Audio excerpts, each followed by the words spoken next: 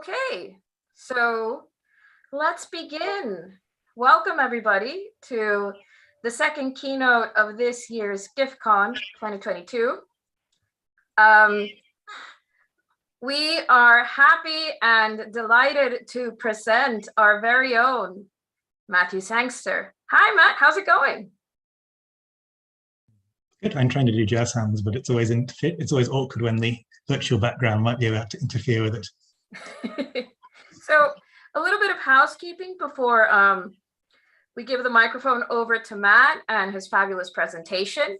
So as you know, this year we're using Discord as means to socialize. So if you'd like to have a conversation, continue with the comments, the suggestions, anything else, just remember that we have Discord available.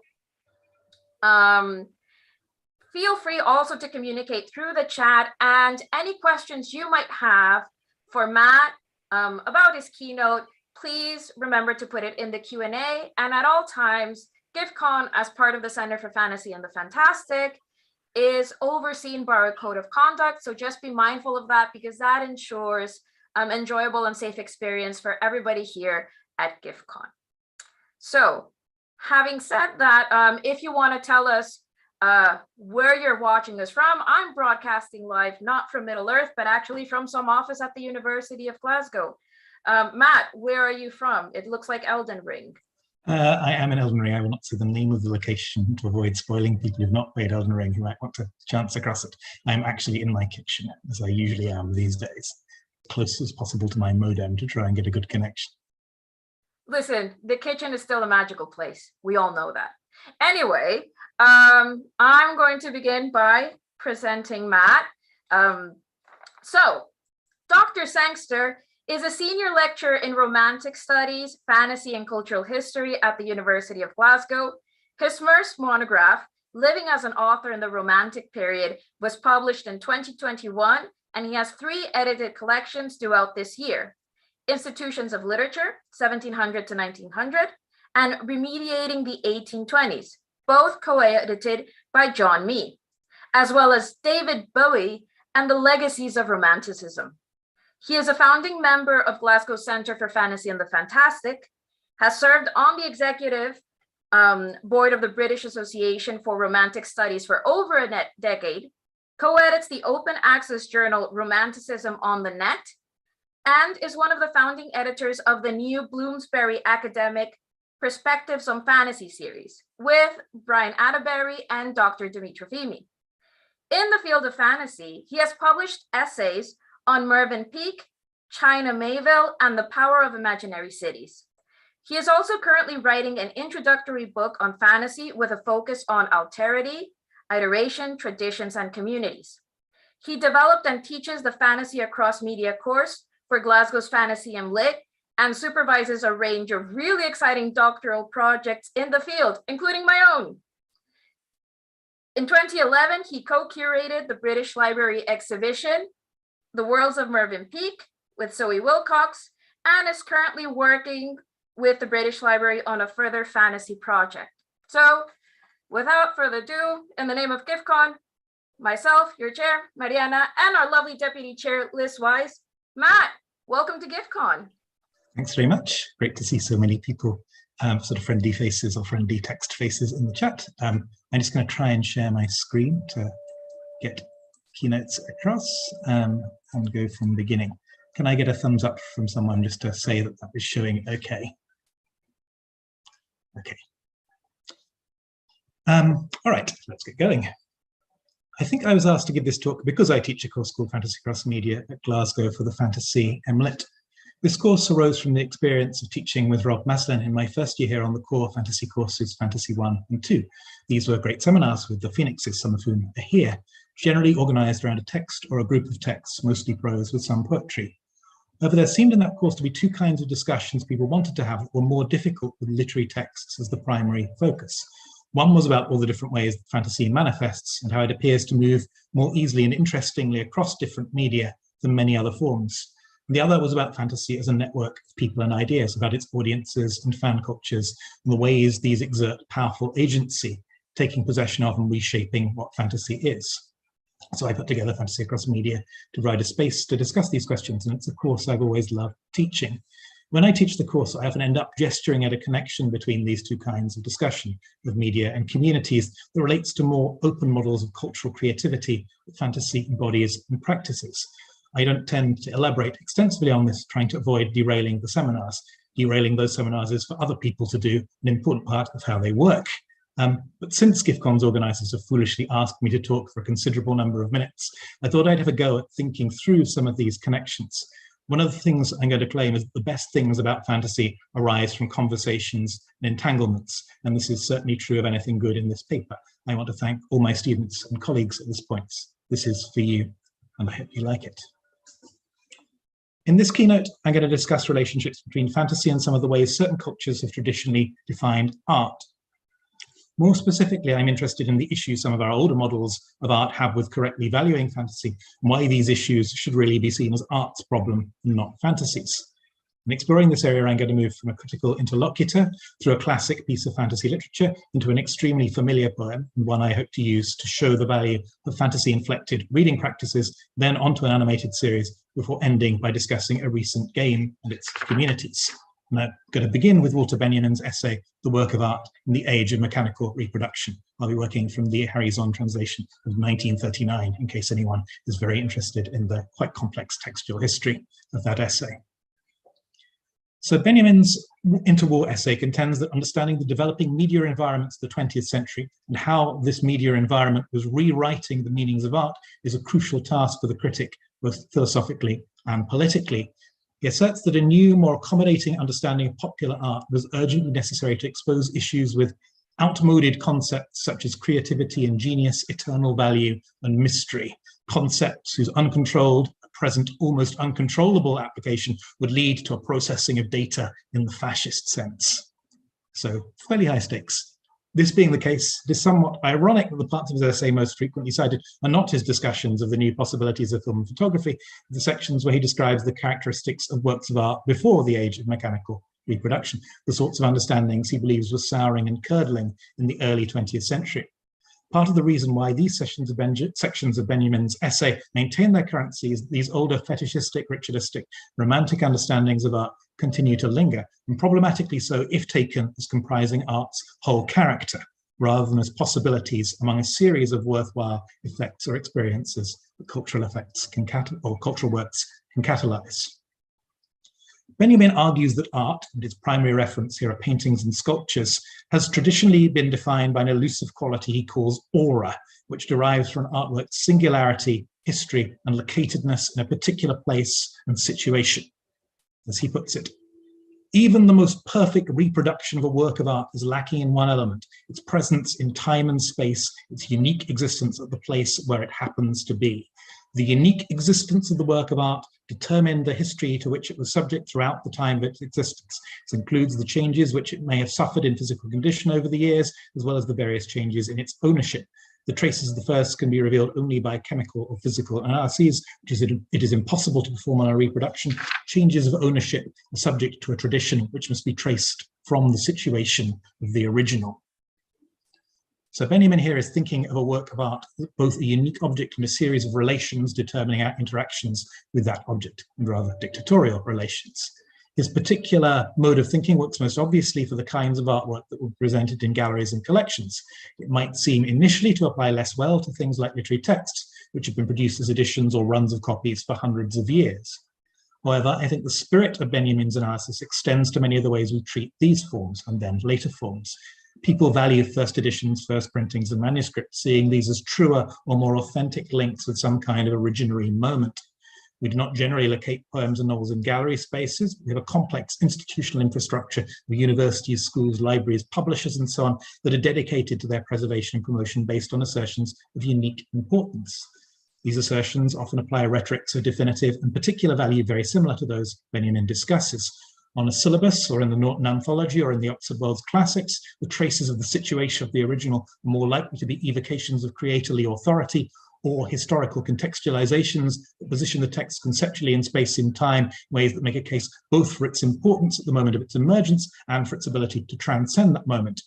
In these cases, though, the rhetoric of unique and special value remains a defining paradigm.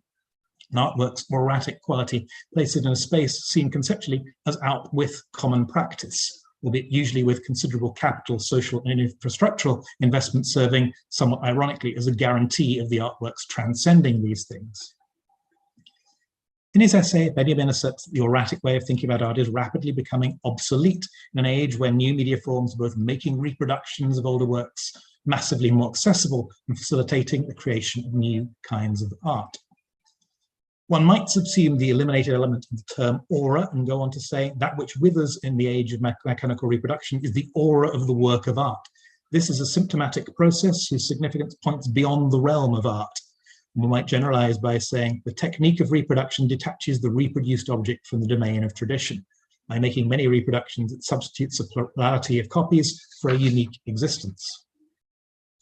In the future, Benjamin implicitly posits the work of art will no longer be defined by its integrity as a singular thing, will rather become something multiple, as he sees as having a powerful democratic potential, but also as necessitating a change in our criteria of judgment.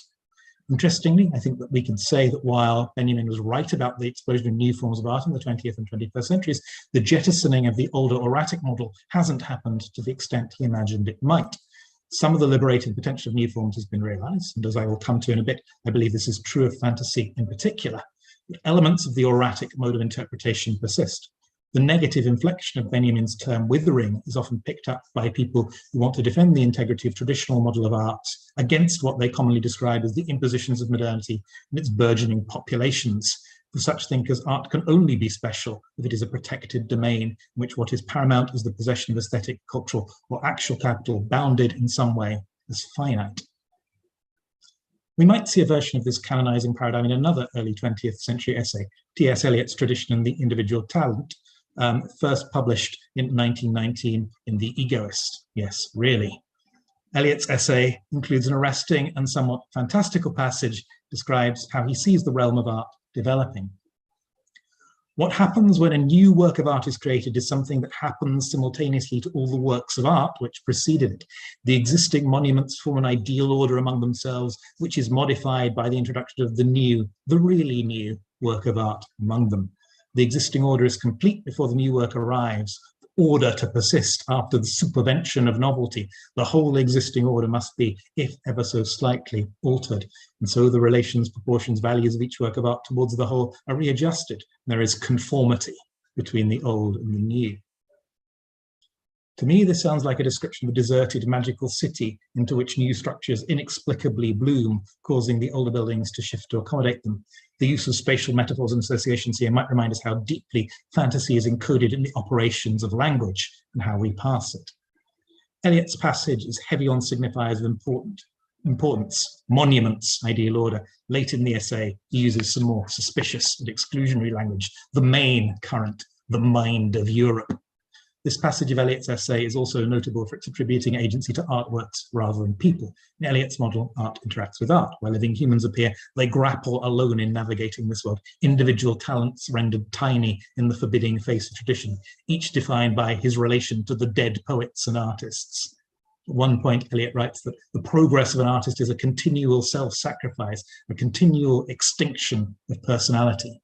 His view seems to be that art is realer than its makers, and certainly realer than its audiences. Benjamin's description of the development of the auratic view of art uses some similar terms to Eliot. In particular, both place a strong emphasis on the role of tradition.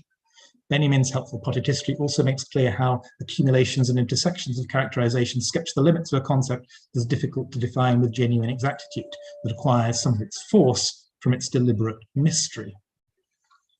The uniqueness of a work of art is inseparable from its being embedded in the fabric of tradition.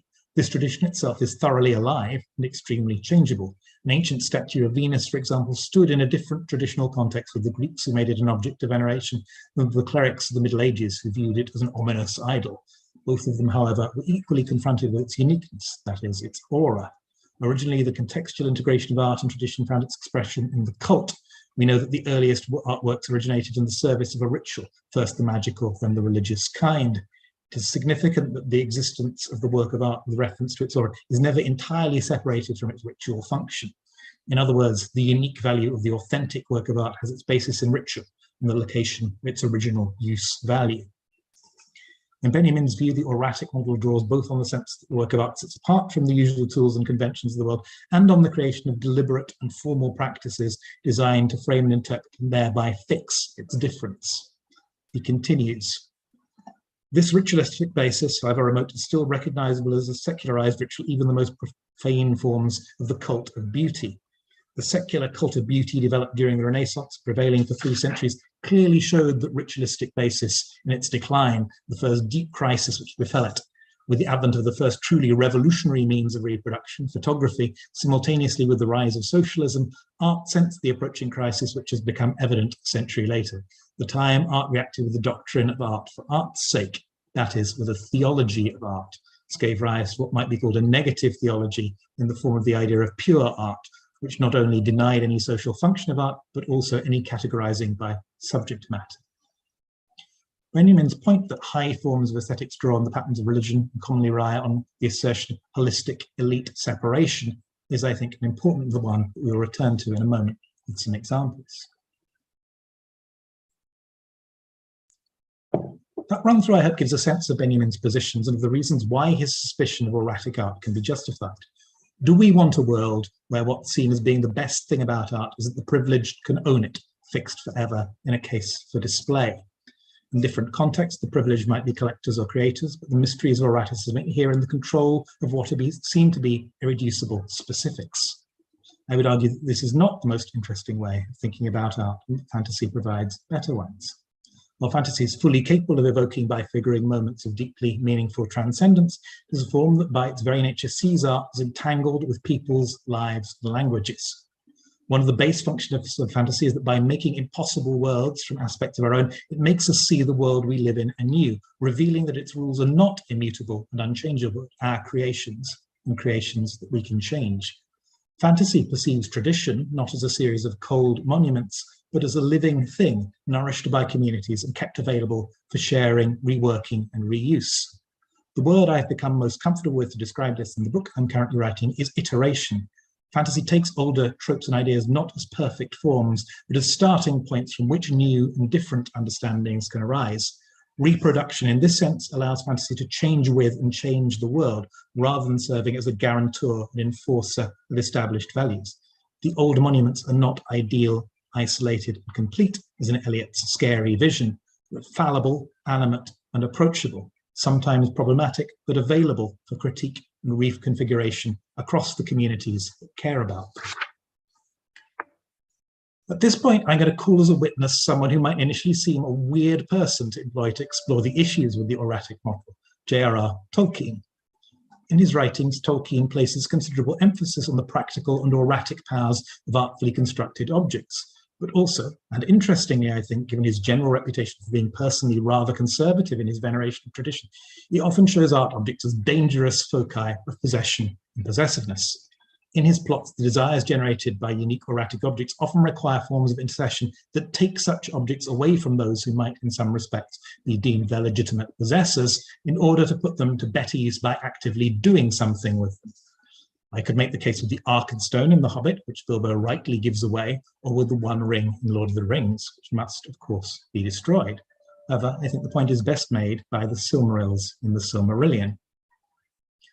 The Silmarils are interesting both because they are fetishized and because, unlike the One Ring, they appear to be of little practical use in most contexts. They are made of a unique, indestructible, and unreproducible material. They hold the light of the 2 trees of Valinor, silvered Telperion and golden Laurelin. They are tentatively described as having some form of living agency, whether in the story they appear to act only once, blazing brightly to allow Beren and Luthien to liberate one of them from Morgoth's crown. Even their ability to scorch and wither evil things is applied to them by Avada, rather than being a part of their initial design, appearing more as a security measure than an intrinsic quality. The text is somewhat ambiguous on this point. I'm not going to go into the complex way the Silmarillion is assembled, but it's important to bear that in mind. The Silmarils' value is figured as lying in their connection back to the divine, and this is very much of a piece of the arguments Benjamin makes about the conjuring of ritual value around works of art and craft. Their main power lies in their auratic properties. People see them as beautiful and unique, evoking something beyond the common stuff of the world. Consequently, they long to possess them. There are, I would argue, two key moments in the book where what I've said about the Silmarils having little practical use is less true. One is in the short window immediately after Melkor, about to be renamed Morgoth, and the great spider Ungoliant have destroyed the two trees. In this moment, the possibility is raised that the Silmarils might serve a practical function for everyone, rather than remaining ritual objects secreted away in a treasury. I'm going to read quite a long quote now, but it will have some fun words, which I will try and pronounce correctly to avoid my being rebuked by Demetra later on. Yavanna spoke before the Valar, saying, "The light of the trees has passed away and lives now only in the Silmarils of Feanor. Foresighted was he, even for those who are mightiest under Ilúvatar, there is some work they may accomplish once and once only. The light of the trees I brought into being, within Ea I can never do so again. Yet had I but a little of that light, I could recall life to the trees ere their roots decay, and then our hurt should be healed, and the malice of Melkor be confounded." Then Manwë spoke and said, "Hearest thou, Feanor, son of Finwë, the words of Yavanna? Wilt thou grant what she would ask?" There was a long silence, but Feanor answered no word. Then Tulkas cried, "Speak, O Noldor, yea or nay, but who shall deny Yavanna? And did not the light of the Silmarils come from her work in the beginning?" But Orla the Maker said, "Be not hasty, we ask a greater thing than thou knowest. Let him have peace yet a while." But Feanor spoke then and cried bitterly, "The less, even as for the greater, there is some deed that he may accomplish but once only, and in that deed his heart shall rest. It may be that I can unlock my jewels, but never again shall I make their like. And if I must break them, I shall break my heart, and I shall be slain, first of all the elder in a man." "Not the first," said Mandos, but they did not understand his word, and again there was silence, while Feanor brooded in the dark. It seemed to him that he was beset in a ring of enemies, and the words of Melkor returned to him, saying that the Silmarils were not safe if the Valar would possess them. "And is he not Valar as are they?" said his thought, "and does he not understand their hearts? Yea, a thief shall reveal thieves." Then he cried aloud, "This thing I will not do of free will, but if the Valar will constrain me, then I shall know indeed that Melkor is of their kindred." Then Mandos said, "Thou hast spoken." And Yenna arose and went up onto Elazor and cast back her grey hood, and with her tears washed away the defilements of Ungoliant, and she sang in mourning for the bitterness of the world and the marring of Arda. In the Silmarillion, the laws of Tolkien's word establish a genuine reproducibility problem, as this passage lays out certain things can be made only once, and once they are lost, they're gone forever. Nevertheless, it seems clear that Feanor, in valuing the erratic power of his own creations, acts selfishly, denying the claims of the work from which he's derived his own, and placing the value of 3 radiant jewels locked in his own treasury above the possibility of granting a renewed light to the whole of the Blessed Realm. Feanor might perhaps have asked if the Valar need all 3 Silmarils to revive the 2 trees. Might a couple have sufficed?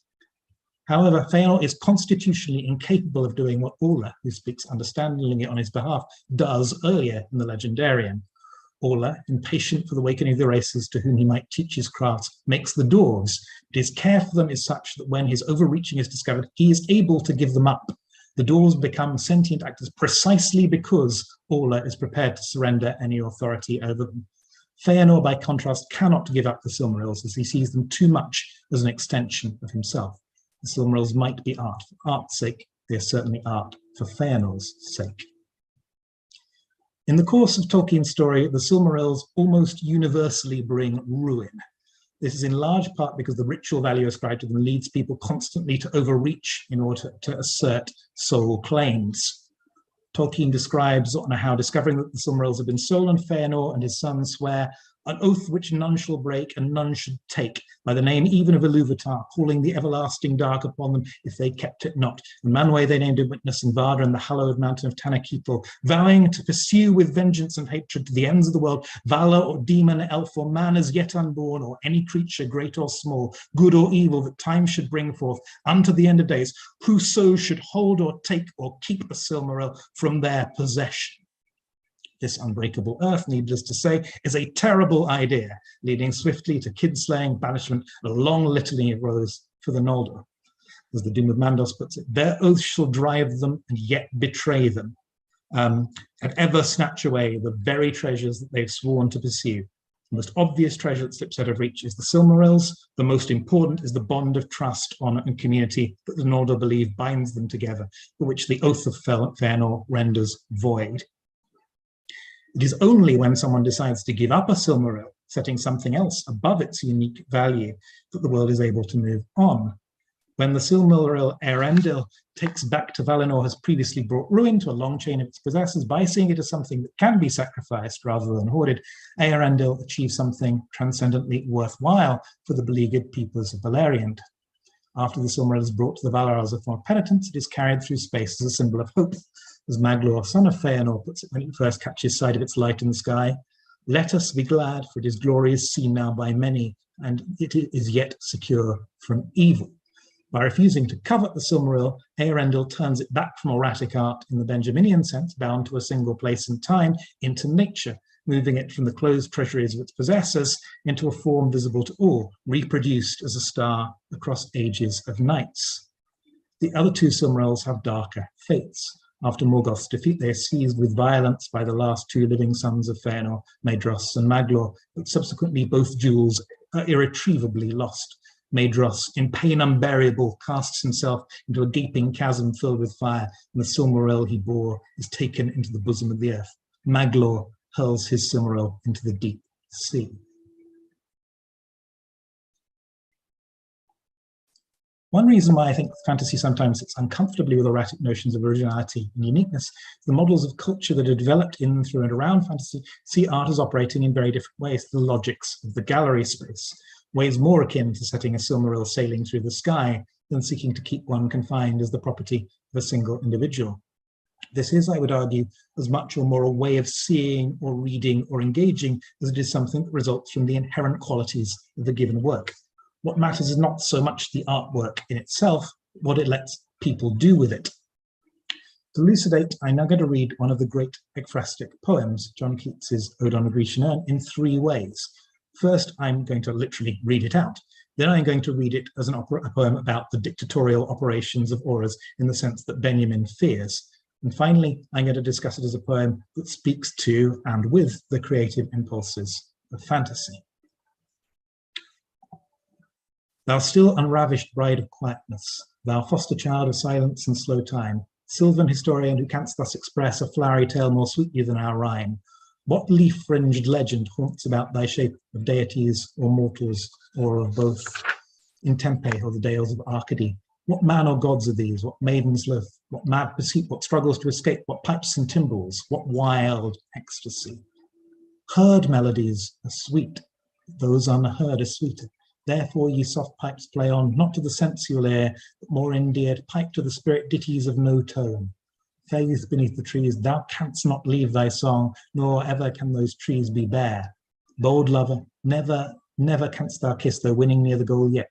Do not grieve. She cannot fade, though thou hast not thy bliss, for ever wilt thou love, and she be fair.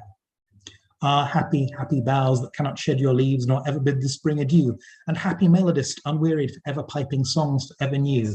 More happy love, forever warm and still to be enjoyed, forever panting and forever young, all breathing human passion far above, leaves a heart high sorrowful and cloyed, a burning forehead and a parching tongue. Who are these coming to the sacrifice? To what green altar, O mysterious priest, leads thou that heifer lowing at the skies, and all her silken flanks with garlands dressed? What little town by river or seashore, or mountain built with peaceful citadel, is emptied of this folk, this pious morn? And little town, thy streets forevermore will silent be, and not a soul to tell why thou desolate can e'er return. O Attic shape, fair attitude, with breed of marble men and maidens overwrought, with forest branches and the trodden weed, thou silent form dost tease us out of thought, as doth eternity. Cold pastoral, when old age shall this generation waste, thou shalt remain in midst of other woe than ours, a friend to man, to whom thou sayest, beauty is truth, truth beauty, that is all ye know on earth, and all ye need to know. This is a lovely poem, and one that captures some quite profound things about our speculative encounters with particular objects. However, Ode on a Grecian Urn can also be read as a rather problematic text when you attribute too much agency to the imagined declaration of the urn, rather than the poem or the poet or language or yourself as reader. While the pot's final declaration sounds good, if you push at it, you can quickly see the ways in which it is, at least potentially, dangerous bullshit. Beauty is truth, truth, beauty. Really? If you start thinking about that for a moment, rather than letting the force and flow of the poem persuade you this is a reasonable consummation, you'll see what a horrifying, toxic piece of circular logic that is. Tying two highly subjective abstracts and a mutually justifying feedback loop and claiming that's everything that's important is a terrible, blinkering way of interacting with the world. The kind of art for art's sake logic that Benjamin quite rightly says falls easily into patterns of prejudice, entrenchment, and exclusion. It is categorically not all you know on earth and all you need to know. If this oratic pronouncement is the sole thing that Keats's evocative pot has to say, you should probably find a more trustworthy talking vessel to listen to. We will be coming on to Elden Ring in a moment. However, as the other 48 lines of the poem demonstrate, this is not, in fact, all the Grecian urn suggests, merely a culmination mandated perhaps by Keats' imagined train of thought in a particular imagined moment, or perhaps by the centripetal logics of a traditional poetic form like the ode. In reading the urn in the earlier parts of the poem, Keats acts more fantastically, going beyond the object in ways that demonstrate that art and interpretation are both more open than the closing lines would imply, and impossible without frames of reference.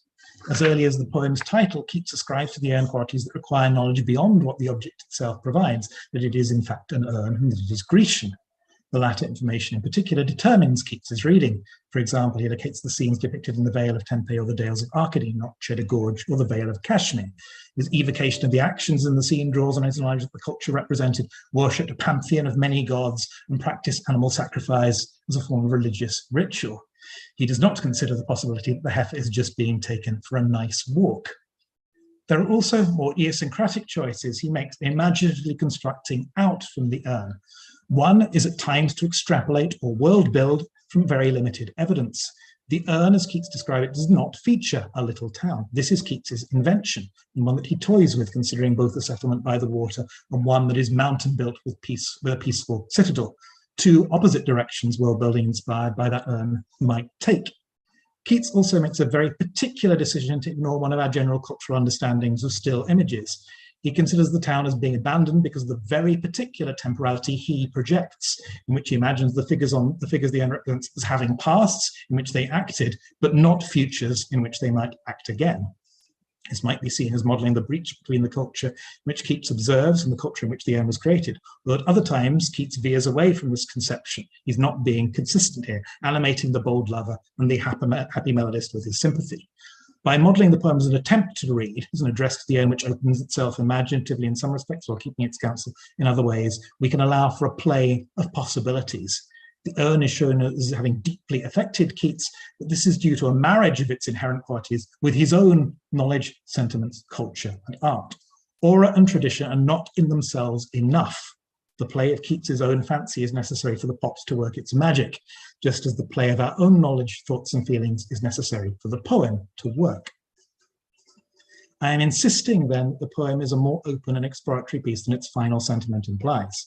This reading might potentially be troubled by Keats calling the urn his friend, a statement that seems like it endorses the poem's final sentiment, which is of course also really an invention of Keats's or of his culture's rather than a genuine pronouncement from the urn. However, even here a possibility for imaginative play is opened up by the mutability and interpretability of language when we move beyond assuming hard conclusiveness. I don't think the word friend describes someone who is always transparently correct. I would hope that you all have friends who can tell you lovely, coherent untruths to make the world seem simple when it gets to be a bit too much. Can anything we do with language be more than a lovely, coherent untruth that remains always gloriously provisional? This has got dangerously speculative, so let's withdraw to an assertion. Fantasy is a way of playing and improvising with forms and symbols, especially those that parade their artifice and untruthfulness. Pretty much the only thing that all definitions of fantasy agree on is that it is a form that deals with the impossible. However, what it does with the impossible is make it a means by which we can talk about things that are difficult to talk about. Fantasy has a wonderful openness.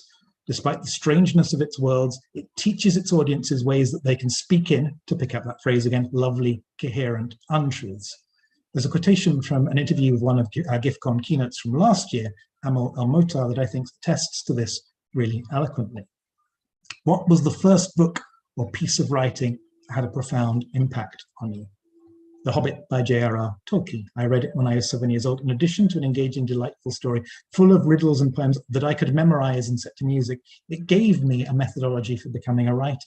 Somewhere in the first copy was a biographical note that explained Tolkien began writing poetry, then moved into short stories, then novels. I thought, oh, that's how you become a writer, and set about doing the same thing. What Elmotar discusses here is, in my view, a far better way to imagine art operating than Eliot's terrifying vision of artists chiseling away at themselves in the hope of constructing a forbidding, dominating monument.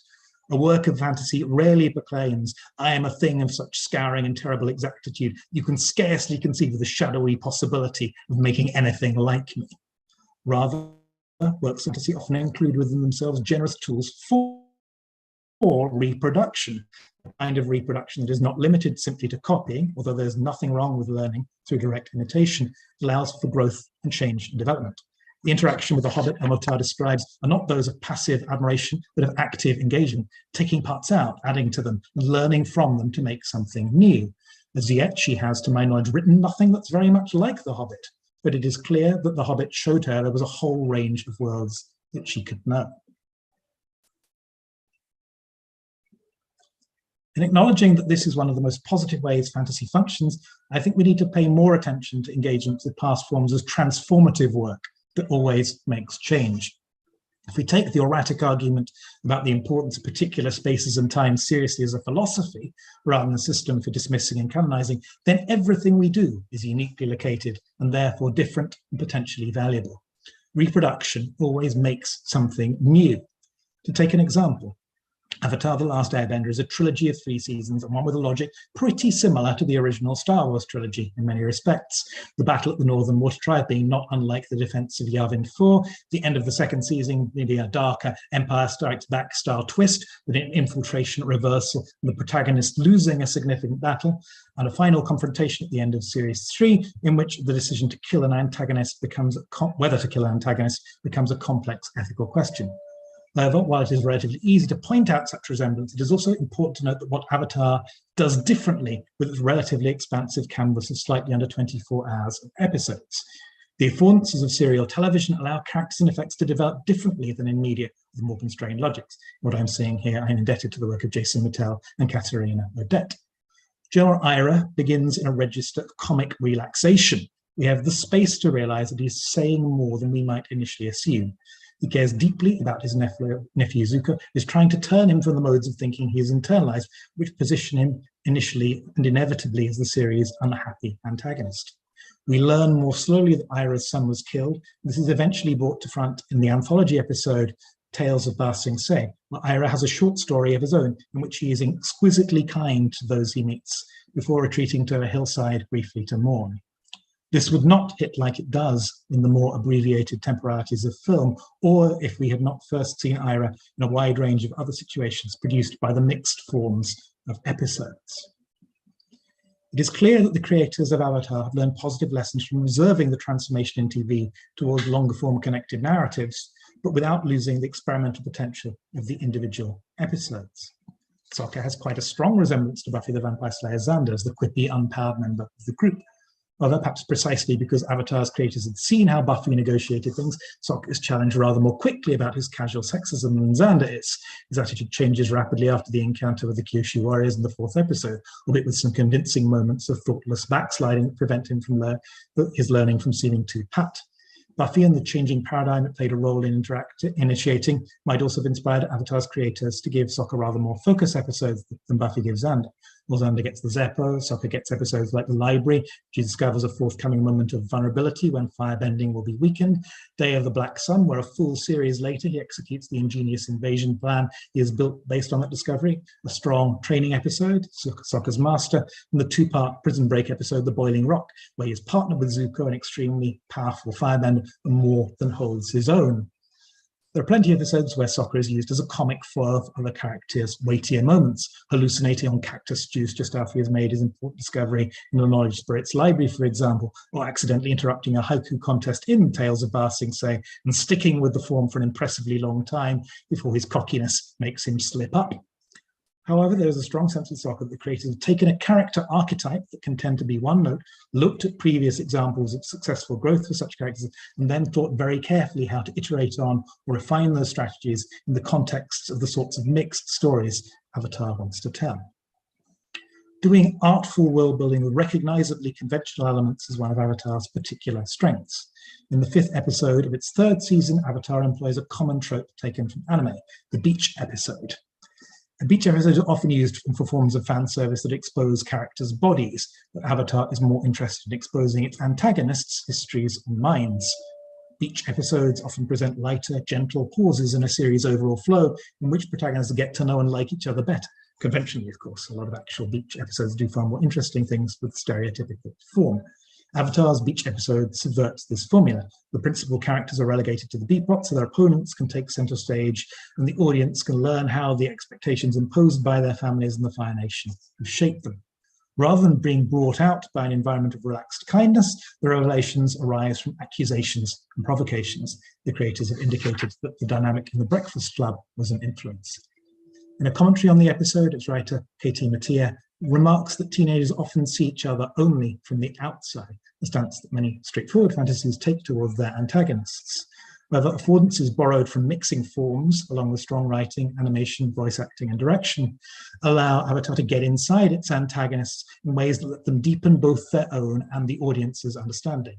Crucially, this does not mean excusing their very real shortcomings, allowing them easily to overcome their incompatibilities or their established patterns of behavior.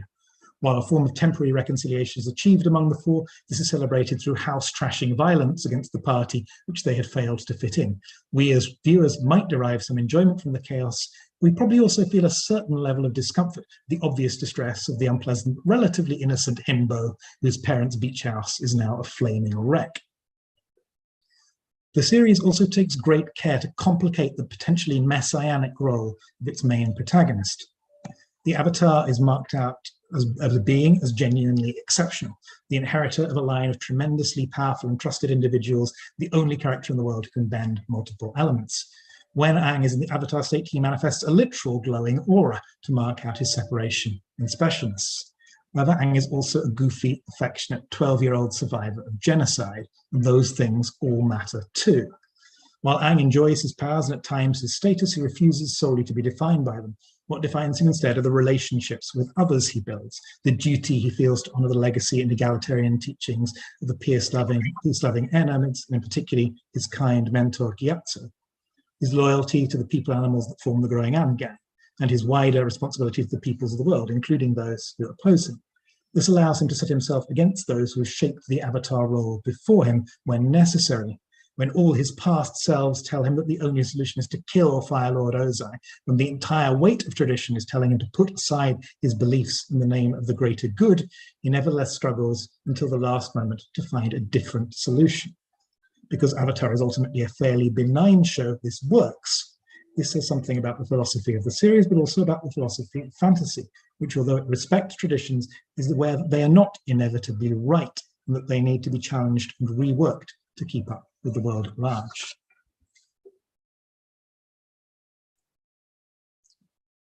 The final thing I want to discuss, and I am coming to an end, you will be glad to hear, is a very recent game, Elden Ring. It would be easy to elaborate further on the points about iteration and reconfiguration that I've just been making using this game. One of the things Elden Ring does expertly is iterate on From Software's earlier Dark Souls series, as well as Bloodborne and Sekiro. Elements reworked range from core mechanics and aspects of the feel to very specific things, like giant wolves awkwardly wielding swords in their mouths, many exciting varieties of poisonous swamp, and extremely pre-Raphaelite women. There would be a lot to say about processes of development, many positive, some potentially more negative for certain audiences, but all clearly building on previous FromSoft achievements, on other studios' work. The influence of Breath of the Wild has been accurately noted, but on many other fantasy forms and texts. However, I'd like to explore something else with Elden Ring, the way that fantasy worlds can be shaped to be engaged with in ways that are radically different, but equally magical and legitimate. The designers of Elden Ring have been watching their audiences closely. And one reason I think that the game has been so successful is that while the form of the open world, the ability to grind, and the spirits and mechanics have made the game more accessible for those who previously found FromSoft action combat intimidating, the game is also very sensitive to its existing communities that have grown up around the studio's games. The oblique world-building and storytelling of Dark Souls in particular has created a community dedicated to unpicking the game's lore, which is communicated through environments and in particular item descriptions, as well as more direct forms like cutscenes and the mnemonic conversations you can have with non-player characters. Elden Ring's huge scale and the intricate design of its world provide a feast for lore interpreters. Having commissioned George R.R. Martin to contribute to the narrative, FromSoft might have chosen to put his writing front and center, but instead Martin's work defines a past that's fallen away, which is deliberately obfuscated.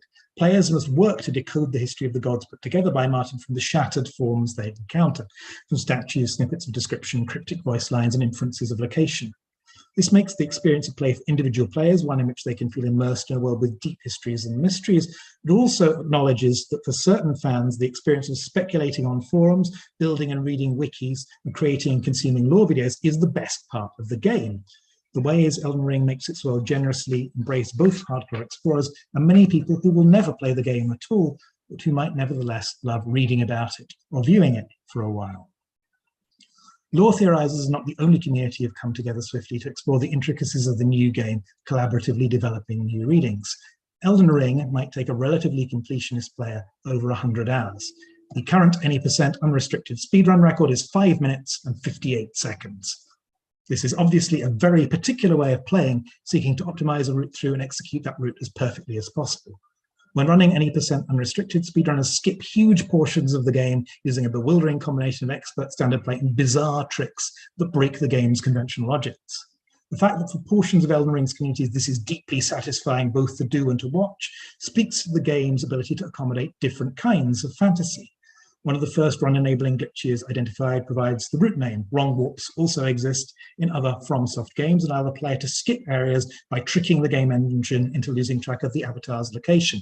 The game then places the avatar in a default location as a fallback, which can in some instances be considerably further through the game than the player is supposed to be.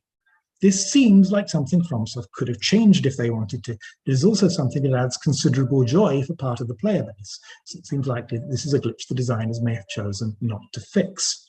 In fact, it is possible that players' enjoyment of glitches that allow skipping forward to unexpected, out-of-order encounters inspired part of Elden Ring's design that allow this to happen in a more controlled fashion. Chests armed with transporter traps, activatable portals, and enemies that abduct all allow access to fragments and snippets of areas the player might not reach legitimately for tens of hours. Wrong warps feel like doing magic with the game's code.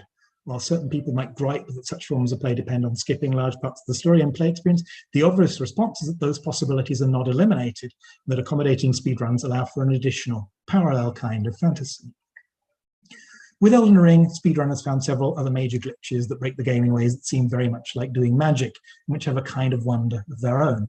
The evocatively named Pegasus Glitch means that doing a very particular combination of actions allows the player's spectral steed Torrent to fly, reaching unexpected places and clipping out of bounds into the underbelly of the game's graphical assets, which has a surreal beauty of its own. The most fruitful glitch of bringing down the speedrun time proved to be zips, where a near perfect or perhaps imperfect alignment of the blocking and walking animations can allow the avatar to teleport directly forward considerable distances. Careful routing allows zips to be used in manners that facilitate extremely fast progress, avoiding all the game's fights. The code of the game, it turns out, eliminates bosses if the player manages to glitch a significant distance outside their supposedly closed arenas. The any % unrestricted run has thus become a bizarre quasi-pacifist route dependent on incredibly precise inputs.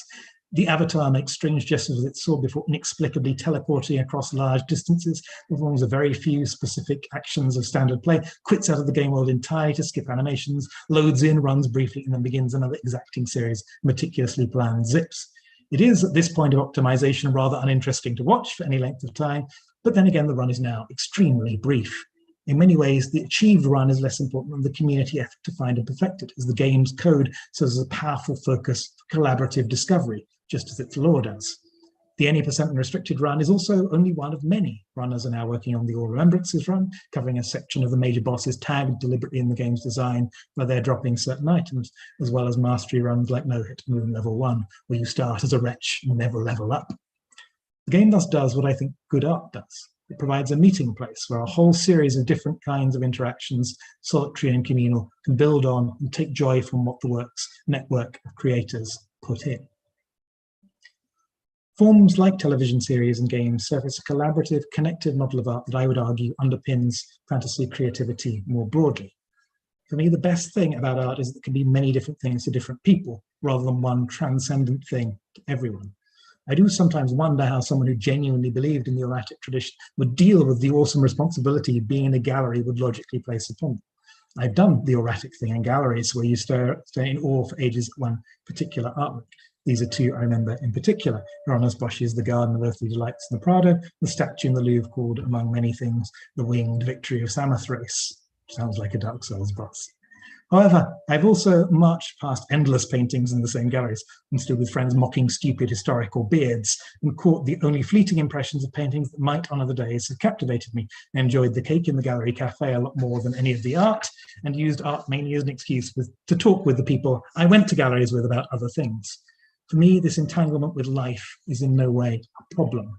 Art should be shared, be valued for facilitating all these things, acting like fantasy as a complex mixture of the shared and the peculiar that we can use to help us better to talk, think, feel, and live. If there's a wrong way of interpreting art, it's to insist that there is only one valid interpretation, thereby killing its potential for communicating with those who see other things. Art is at its best when it's the expected or unexpected thing you need it to be, or the expected or unexpected thing someone you care about needs it to be. And the same is true of fantasy. Thanks for listening, particularly as I went on for so long.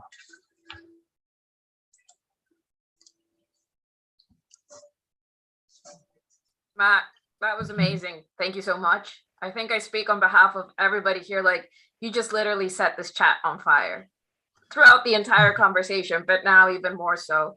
And especially the ending. I think for all of us who dedicate ourselves to either literature or the study of video games, like, we understand that sort of artistic quality, the thing of like that makes it community, and how important it is in sort of like creating those bonds, not only with other people, but also sort of like in those fragmented pieces of ourselves. So thank you so much. Having said that, so now we open the floor for questions. So I'm going to read some questions out, Matt, and please, anybody in the chat, if you want to ask Matt questions, feel free to do so. So the first question comes from our very own Rob. Rob, I don't know if you want to ask him yourself or if you'd like for me to read out the question. Please read it out yourself, Marianne. Okay, so Rob says that he always thought that the aura is generated by those mechanical reproductions. And he wants to know if did it exist in the same way before them? I don't know. It's a difficult question to ask. I guess it depends a bit on whether you're thinking of the aura being produced only by mechanical reproductions of the particular thing, or by it being produced by the thing's relation to things that can be reproduced more easily. So sort of I think there is a sense that sort of what art is sharpens in the 19th century as a kind of romantic reaction against mass culture. But I think it's there before in various forms. It's a bit like the sort of debate we always have about when fantasy starts and to what extent that matters. Do you need sort of certain kinds of generic understandings to produce fantasy? Does fantasy produce when something gets played up as an impossibility? To what extent can we call older works fantasy? So I think there's probably like a series of sharpenings and particular inflections of mechanical reproduction. But I think that placing of the artwork in the space of ritual in which it is given a very particular and specific meaning by its being located in that space of time, compared with common stuff of life, be that sort of interactions or other kinds of things like bread rolls, is there from quite an early point. I hope that's sort of some kind of answer to that question. So yeah, it's carrying forward in certain ways, but and new in some respects, old in other respects, like most things connected with fantasy. So staying with Rob, because Rob had a lot of questions. So here's another question from Rob. He wants to know, Matt, would you say that the Grecian urn represents an urge towards fantasy? Is there more questions? Sorry, I don't know. Let's just say that it's a long formulation. So Keats didn't speak or read Greek, as on first looking into Chapman's Homer tells us. So he has to invent the scene in front of him, not slotting it into the historic and cultural context it was made in. Imaginative play in response and opposition to elitism. Yeah, I think that's what I'm trying to get in. I don't like the ending of Grecian Anne. I think people focus on that. Well, I do like it, but only if that's a kind of moment that you see. It's like one of those moments that Benjamin talks about erratic, where you catch the sun through the branches at a particular moment and suddenly the world resolves. But you have to move on from those moments. You can't stay in them in various ways. And I think if you try and stay in that beauty, truth, kind of revelation, it does some really fucked up things to your mind. And I think that I don't mind that as the ending of the poem, because Keats is trying out a whole series of other things and other interactions that do, I think, result from what would in the Romantic period be called the fancy, rather than sort of certain kinds of imagination. That sort of transcendent epiphany is a good word, is a good term for it, Chris. And I think lots of the things he's doing are exactly the things that the sort of impulses that people make from fantasy, that they take a particular idea or interaction or kind of concept of what if, and like he makes the towns that are not on the urn out of it. He makes projects particular kinds of emotions onto the characters. He does this weird thing where he says they must have had life before, but then they're frozen in time, which is a very fantastic kind of idea, really, the sort of the freezing of a particular moment. Well, maybe it could also be science fiction in certain respects. So that's, I mean, I think that's that sort of reading fantasy, reading something for all the potential weirdnesses in it and for all the ways that it might point, rather than trying to read something to say, or deceiving myself into getting to the single pure essence of the thing itself, is what I was trying to get at with that Grecian Urn bit. I realize it was a slightly weird thing to put in a fantasy talk, but I hope it was all right. So thank you so much for all of these great answers, Matt. Oh, the thing in itself, das Ding an sich. We have a question from Chris that has to do about basically a communal quality of art. And he asks what about architecture, for example? Because in his opinion, it seems like it links the aura of the unique work with a communal quality, as in it's not locked away in a rich person's cabinet. It is essentially tied to its place, but belongs to all of us in many ways. I think I would buy that to some extent. I am probably doing a certain amount of straw manning to make my point in that talk, and that does involve overclaiming about certain kinds of way that art works.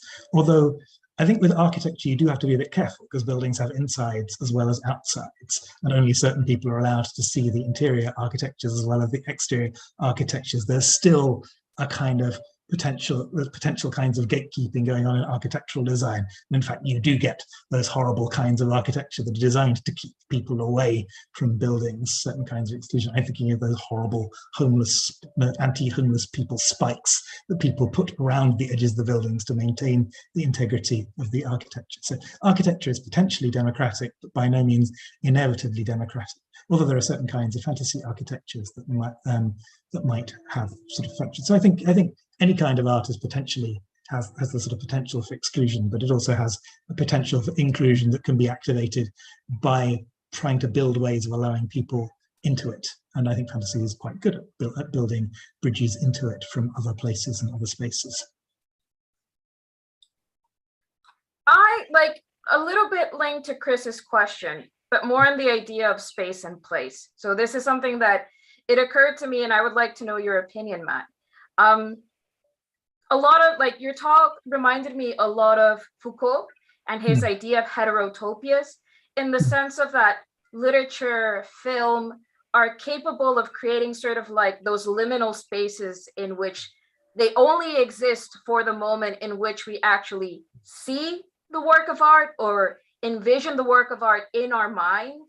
Or, for example, it is through the action of the camera and the story that a real life place is transformed into, I don't know, for example, any random castle becomes Dracula's castle, or we're able to create through cinematic effects places like Middle Earth, or the backdrop of Elden Ring, which is so fascinating that in my personal experience of playing the game, I would literally like to just be a tourist and walk around and sort of like enjoy the work of art in that sense of you don't necessarily have that thing as a physical thing. So it creates sort of like this really weird tension between the actual existence of the material object, but the true existence through the experiences of it. And I don't know if you have any thoughts of how that might link to not only the idea of reproduction in the way that Benjamin puts it, but also in the idea of how that becomes, you know, these liminal or imaginary spaces also become communal, because they can't really be taken away from us when we experience them.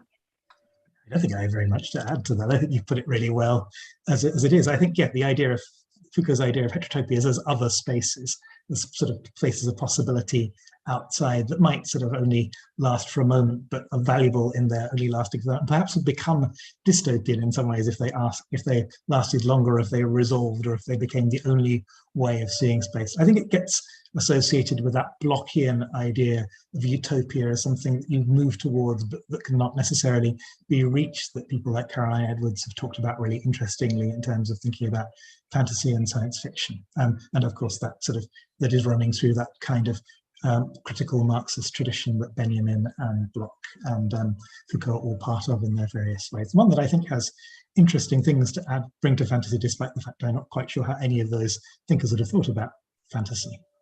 Although actually, I think Bloch's pretty down with it.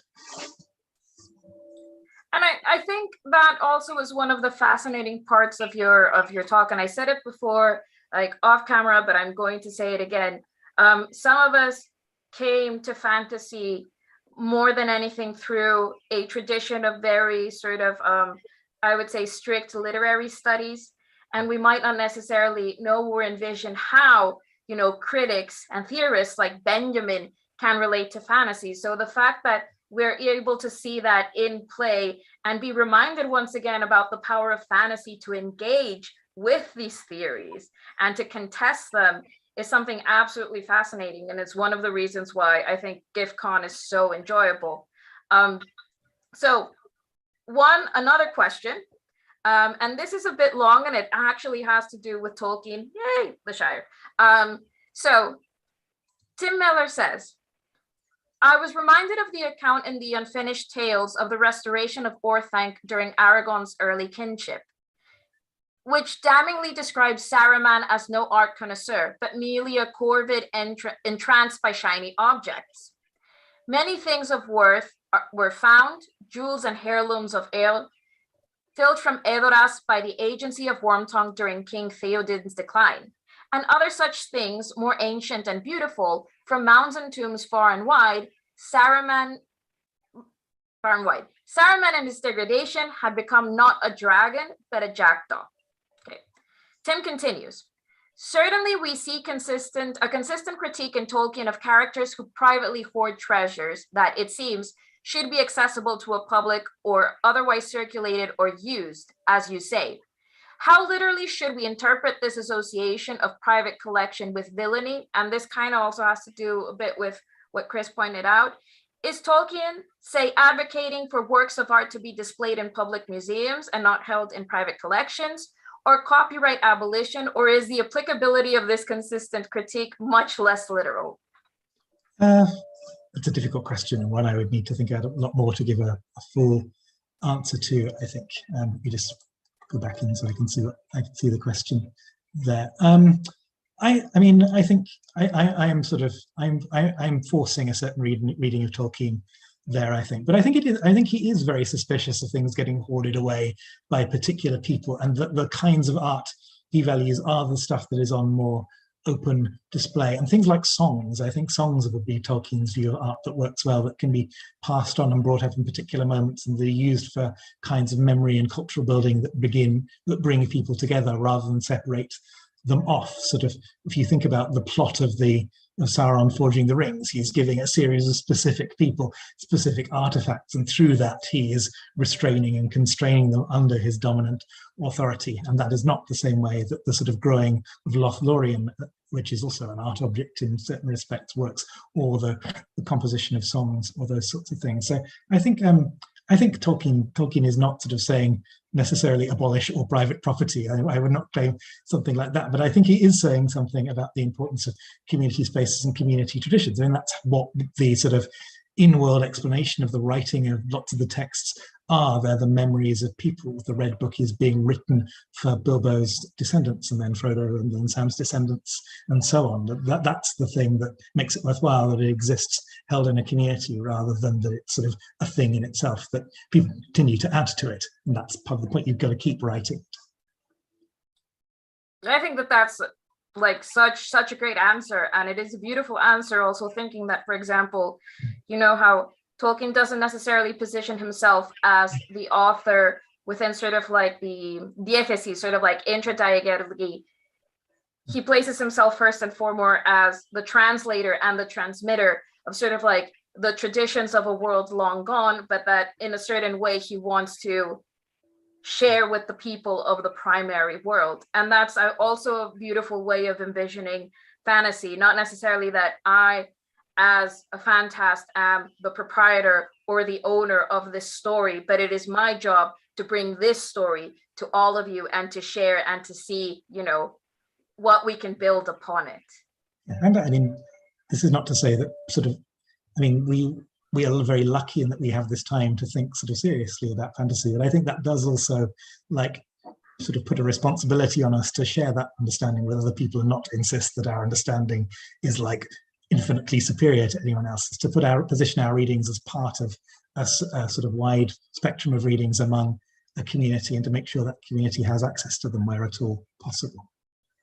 Of course, and like one of the things that, for example, like Benjamin ends one of the sections of his essay saying that basically like his whole thesis, hypothesis, like everything he's trying to say, it comes to the conclusion that after all, art is political.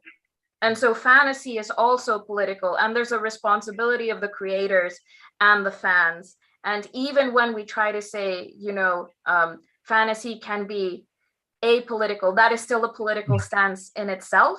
Yeah, and I think this is one of the things about the sort of auratic sort of model of art, that it affects to put art outside the world of politics, but in fact the world of politics enforces and determines that space. In doing so is a political statement that says, let's only have a small number of things that are proper art. We'll put those in particular spaces. If you're doing other things, well, it's probably something of interest to you, but it's not really art, is it? And the response to that should be, no, it is art, definitely.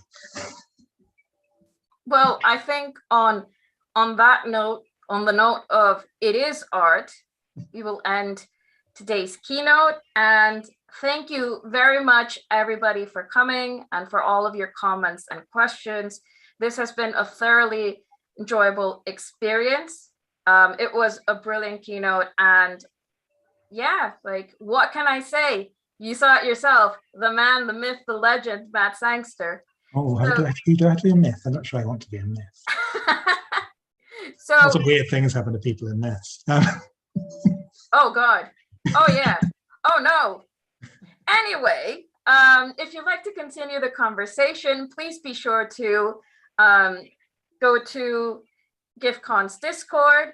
You know, we're still keeping the comments, the memes, the GIFs, everything going on there. And we'll see you tomorrow again for a fun-packed day of more panels and our third keynote with Cale Keegan. So on behalf of everybody here at GIFCon, myself, our committee, our lovely deputy chair, Liz Weiss, who made sure that everything was running smoothly, we thank you all, and we will see you tomorrow. Everyone for listening. Bye. Thank you for great questions.